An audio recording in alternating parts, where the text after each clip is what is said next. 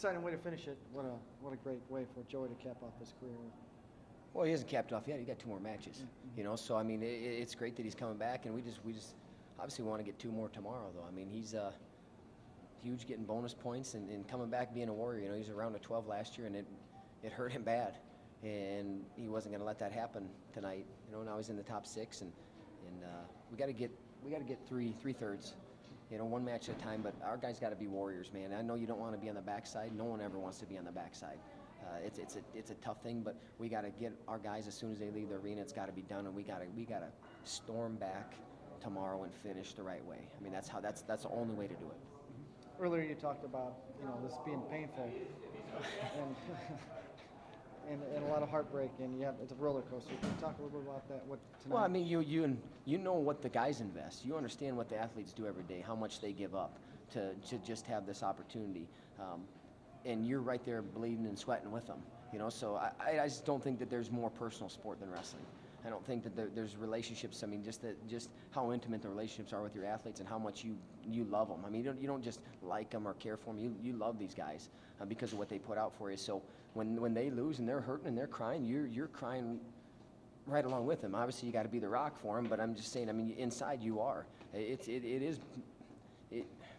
it's brutal at times. It's brutal at times. But some of these things that these guys learn through this and understanding that sometimes you don't always get what you want. I mean, that's a matter of life. So you got 2 choices and how you're going to deal with it and how you're going to go forward. And I know how our guys are going to respond and go forward, and they're going to be successful because of that. You know, but I can't lie and say that it doesn't hurt bad that, you know, we Loader doesn't finish his career back on the stand. I can't say that it doesn't hurt that Colon's not in the finals and Peter's not in the finals. I can't say it hurts bad. Talk a little about the semifinal matches.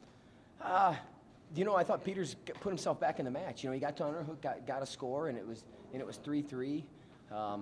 You know, or it was 3-2, and then, you know, you really want to close out that period tied. I thought that was a big momentum shift, and he couldn't not take that single leg. You know, I mean, he just sticks it out there, and he's so good at jumping over and doing that leg pass. He does an incredible job of creating offense off that. And that wasn't where we wanted to go. We wanted to stay in those underhooks, but I think just instinct took over. You know, he's a tough guy to get to. I mean, you know, he keeps some good space and darts in and out. And I mean, he's a national champion for a reason. He's back in the finals for a reason. You know, Colon just rolling. You know, you give up 2 and 2. Anytime you go to your back, it's tough to win. I don't care who you are or at what level. When you go to your back, it's tough to win. And a guy like Graf gets a 4-point lead. That makes it extremely hard. You know, I mean, you obviously saw that we could control on top, but we needed to get ourselves there, or we needed to have it where, obviously, we're not down 4-1 or 6-2. You know, and that's what made it really tough and tough for him to come back to. But the thing with Joe is, he's got to gut back up. Him and Peters got to gut back up and come back and get third. Thanks, Coach. Yeah. Appreciate it. Yeah.